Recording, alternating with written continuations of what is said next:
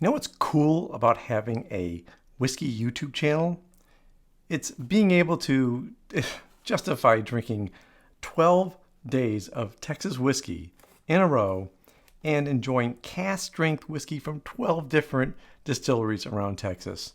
And, you know, we're on day 9, so let's do this.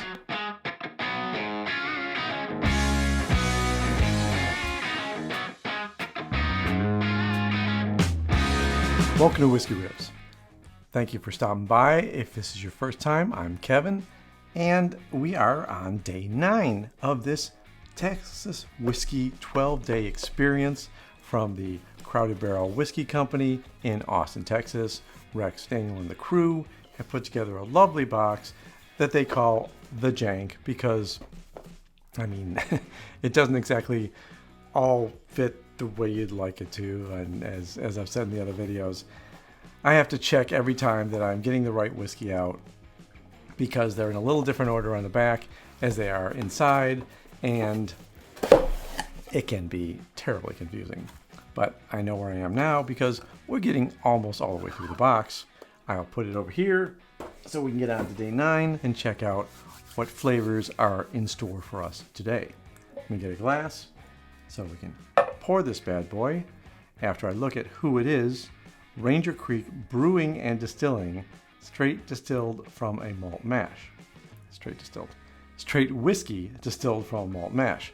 Now, when they say that, that means that it's been aged 2 years in a new oak charred barrel, and distilled from a malt mash means that, I don't know, maybe it's not a qualified 51% malt.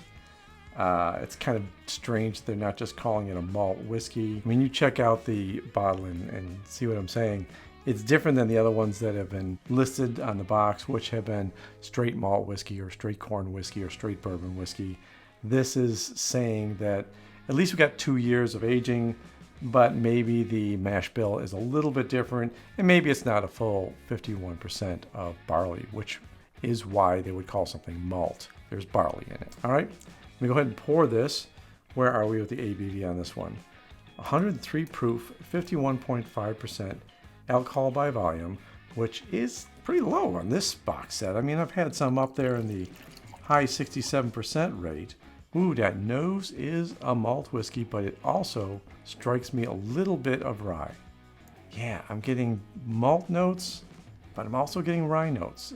Yesterday's was rye, and that definitely was a very, very mainstream rye whiskey. This one is a little unique, and I'm thinking we've got quite a blend here that may have several different grains in it, with barley maybe dominant, but I think there's a lot of rye in this one just from the nose.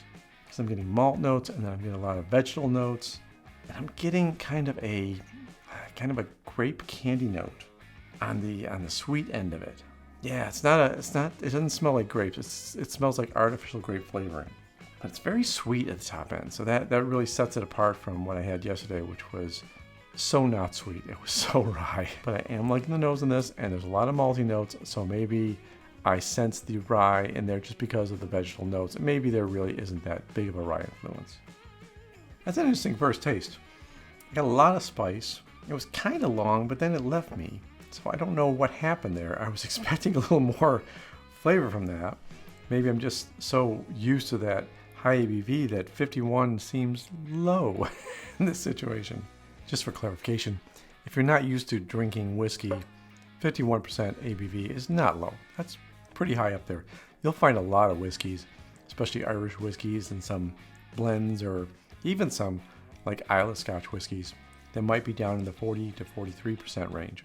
So 51 is still high, no matter how you slice it.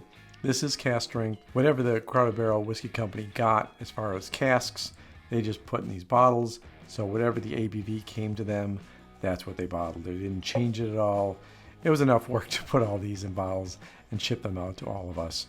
People that were longing for looking through the lens of Texas whiskey and exploring the distilleries there. And since I don't know anything about Ranger Creek Brewing and Distilling, I would love to hear your thoughts about that and put those in the comments, please. When they say brewing and distilling, I'm assuming maybe they have beer also at this distillery, which could be, they could be doing beer brewing, and the distillation of whiskey is a new venture for them, which means that maybe some of these notes I'm getting, the malty notes, maybe have some of that kind of the hops smell in the notes too, which I'm not a beer fan. It's why I started drinking whiskey many years ago. It's because all my friends, we would go out to bars and they might be drinking beers, and I just didn't like beer. So I started drinking the easy drink, which was a straight bourbon, maybe like a Maker's Mark or something like that. And that was my gateway into finding more about whiskey, which led me to a whiskey channel. And if you're enjoying this whiskey channel, give me a like on this video so it can spread out to other whiskey fans out there, and maybe more people will join the Whisky Riffs community. I appreciate it. I really like the nose on this though. This is very nice. I'm not enjoying the taste as much. I think I'm having trouble finding any kind of sweetness out of this. I'm getting a lot of the spice, a lot of the wood spices.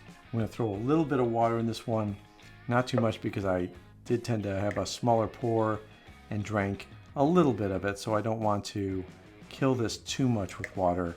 You have to be careful about adding water. If you dump water in there or you put ice in a whiskey, you're going to lose a lot of the flavors quickly if it goes too much past the point of touching it with water, and now you're drowning it with water. Yeah, I am not enjoying this one. I'm not getting the flavors that I would expect out of a malt mash. Definitely is malty, but it's not giving me kind of the fruit flavors. I'm not getting any apple or pear.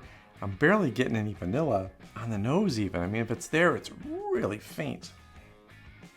So, I mean, maybe there are other expressions from Ranger Creek Brewing and Distilling that have a better flavor that I would enjoy more, but right now, this isn't going to the top of my list in the 12 days of whiskey from Texas. So I'm going to put a pin in this one and say that's enough for day 9. And until tomorrow, day 10, take care of yourself. Take care of those people around you.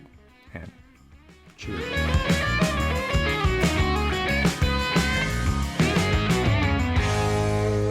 Now, my